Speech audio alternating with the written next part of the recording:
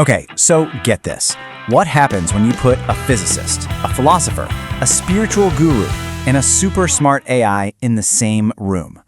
No, it's not the start of a bad joke. It's actually a really profound thought experiment about, well, the nature of reality itself. 18th Annual Quantum Storytelling Conference.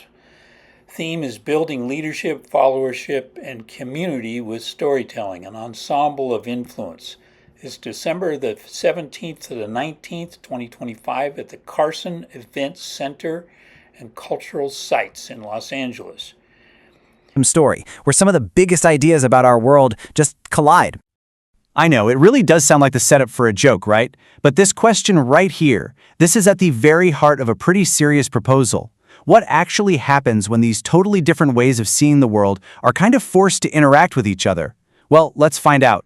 So, where did this whole idea even come from? Well, it's a thought experiment cooked up by a researcher named David Boje for the upcoming Quantum Storytelling Conference. And his goal is fascinating. He wants to see if the super weird, mind-bending principles of quantum physics can actually help us get a better handle on the stories we tell each other, in our jobs, in our daily lives. All right, to really get this debate, you have to get the debaters. Each one is coming to the table with a completely different framework for understanding the world, and that's what's going to make this whole thing so electric. So let's meet our contenders. First up, we've got Karen Barad. She's representing the materialist perspective. Now, for Barad, the world isn't just about ideas or how we perceive things, it's about the actual physical stuff. Her whole focus is on how matter and meaning are, at their core, all tangled up together. And here's her opening shot. Barad's big idea is this concept called quantum interaction. To put it simply, it basically means that things don't just exist on their own. They only become real through their interactions with other things. For her, this physical dance of matter, it comes way before any of the ideas or ideologies we cook up later to try and explain it all. Next up, we have the ideologue, Slavoj Zizek. Now, if Barad is all about the material world, Zizek is completely focused on the unseen structures that shape our lives. Ideology, power, all the systems that secretly govern our societies. And Zizek's counterpoint is sharp. He basically argues that you can't even talk about reality, not even down at the quantum level, without admitting that we are always looking at it through a lens of power and ideology. For him, nothing is neutral. Everything is political. Our third participant is Deepak Chopra, and he's bringing the mystic or spiritual perspective to the table. His worldview puts consciousness right at the center of, well, everything. In his view, consciousness isn't just a passive observer of reality, it's an active participant in creating it. Now, Chopra's perspective is a direct shot at Zizek's cynicism.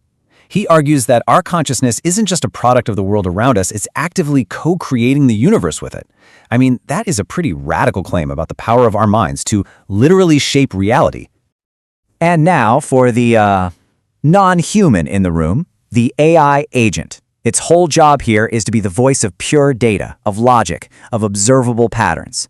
It's meant to cut right through all the philosophical and metaphysical arguments with one simple demand. Show me the evidence. And right away, the AI goes after Chopra. It points out that his claims about consciousness, well, they lack any real empirical grounding. From the AI's perspective, stories don't just pop out of some mysterious metaphysical force. Nope, they emerge from structured, observable interactions, things you can actually analyze. And finally, we have David Boje himself, the guy who dreamed up this whole dialogue. He's not just another voice in the debate, though. He's playing the role of the synthesizer, trying to find a way to weave all these different threads together into one, more complete picture. Boje's role here is absolutely crucial. He pushes back against the AI's purely data-driven view, arguing that it completely misses the messy, beautiful reality of human lived experience. His ultimate goal?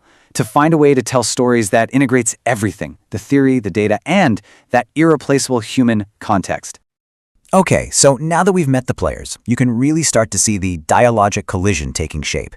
Each perspective is a direct challenge to the others, and it creates this fascinating web of arguments. Let's see how it unfolds.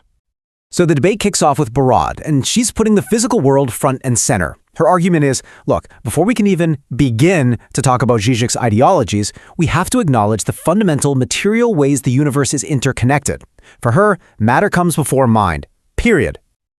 But Zizek, of course, doesn't miss a beat. He fires right back, basically calling both Barad and Chopra naive.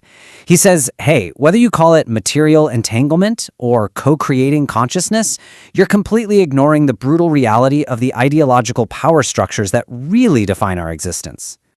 Chopra then jumps in, framing Zizek's whole critique as just pure cynicism.